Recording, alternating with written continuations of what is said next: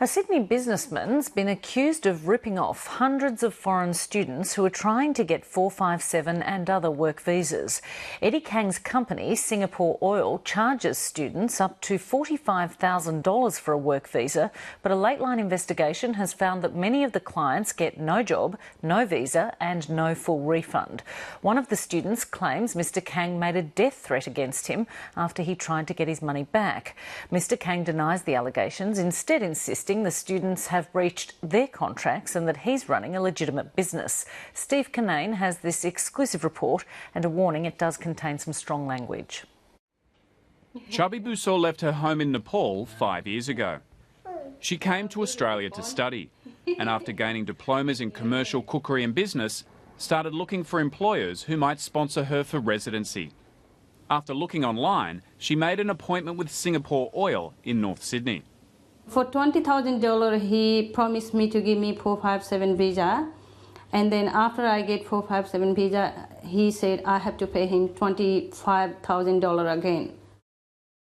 The person Chubby Busol met with was Eddie Kang, the CEO of Singapore Oil, a company that seems to deal more with visas than oil projects.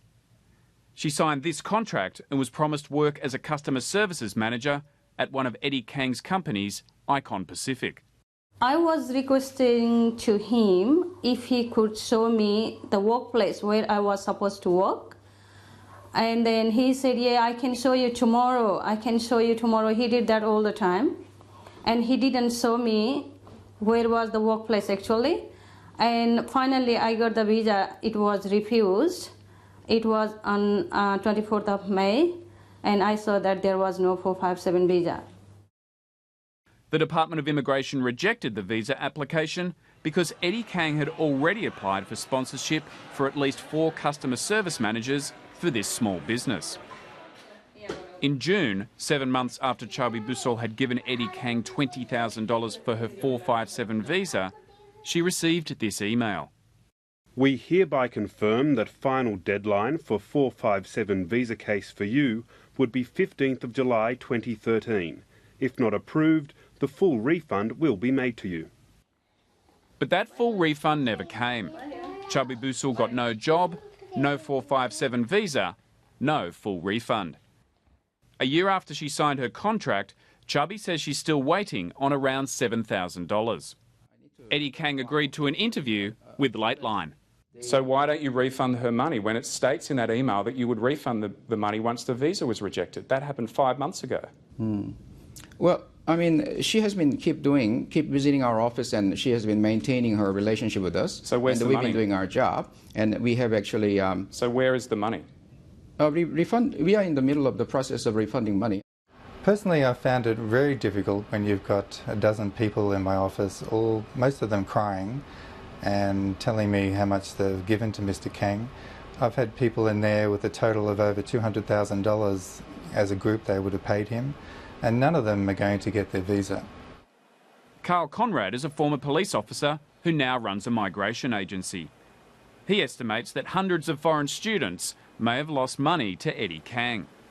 We suspect there's probably anywhere between 200 and 400 victims of Mr Kang currently. It's a bit hard to ascertain at the moment because immigration won't tell us any precise numbers, but he's been lodging multiple applications to various government departments around the country and getting multiple refusals, so it's hard to ascertain the actual total number of who's been victimised at this stage. One of Eddie Kang's clients claims he even had a death threat made against him. Have you ever made a death threat against a client? No, never. No. Sometimes the clients are angry and then they do the death threat to me, and then they respond from me, then they recorded it and they abuse it to different places. So you've never made a death threat against a client? No, I don't do it. No. Okay, let's listen to this then. Yeah, so I mean that was a big fighting, and then I think he recorded it at the later stage. Let's have a listen to it. No, I declined to listen to it because that was a kind of planned strategically. It's you saying, I kill you, man. Well, he told me that too. He said that he's going to send me the Nepalese mafias or something, so I had a fighting. So he just edited that part and then use it to so many places at the moment. Okay, but you've threatened to kill him, haven't you? No, it's not. No, it's not. No. Listen to it. No, it's just asking him just where fighting are each you? other. Yeah, yeah. No, that was fighting each other, and he also said the same thing to me, Hello. And you see, he's very calm. He's just trying to, kind of instigate me to say that kind of stuff, That's what it is. But you said it. You said, "I'll kill you," and you asked where is he? No, I mean, I was just angry, But you've still threatened to kill him, haven't you? No, I deny that. I mean, he did the same thing to me. He said he's going to send me the Nepalese mafias or something. Why did you threaten to kill him? No, I didn't. I mean, that was a very just angry situation that I'm sorry, you said on that phone message... That becomes quite emotional, I'll kill you.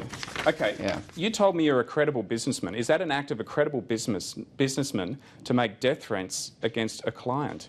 No, we shouldn't do it, no. The man who took that call has told Lateline he did not edit the recording and did not make a death threat against Eddie Kang. Here is part of that recording.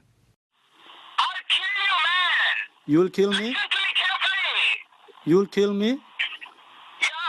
Oh. Listen to me carefully, you'd better call the police now! Yeah, okay. You fucking idiot! And what will you do? Where are you now? Where are you? What's your address there? Where is your address? In one word, he's a gunman. He cheats you and flies. And I'm thinking that he will fly from Australia very soon. Shiva Narala is a hairdresser from Nepal. She signed a contract in January with another of Eddie Kang's companies, Adelaide Petroleum and Hospitality. She handed over $15,000, but then found out the company did not have approval from the Department of Immigration.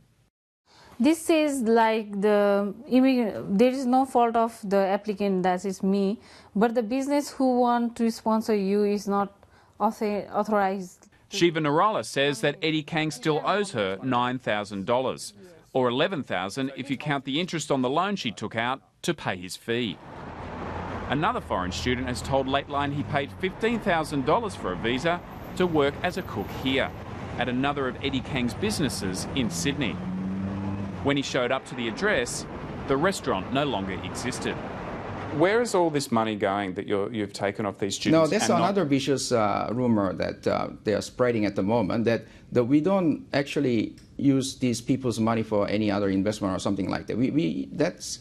That's not possible. You don't have big investments planned? No, we don't. I mean, we refunded most of the money already. Is it true you're planning to develop a site, borrow $7.6 million from the St George Bank? Yeah, that was discussed, yeah. Yeah. So if you've got that kind of money, why can't you pay poor students back the thousands of dollars that you owe them? No, Steve, you are principally wrong, and that's just an unfounded accusation again, where we are you're trying to say that all this money should be immediately refunded to all these people, which is not true. They are breaching the contract. These contracts are said to last 27 months. Part of the agreement is there should be no harsh pressure or excessive phone calls or visitations by the client. But the students are frustrated Eddie Kang has failed to deliver jobs and visas, leaving them owing thousands of dollars to family members and banks to pay for Eddie Kang's fees. And there are fears they won't get their money back. The contracts say that Singapore Oil is incorporated in Singapore and that the contracts will be governed by Singaporean law. In Australia, I haven't seen people like cheating each other because everyone is happy. Everybody is doing their own business.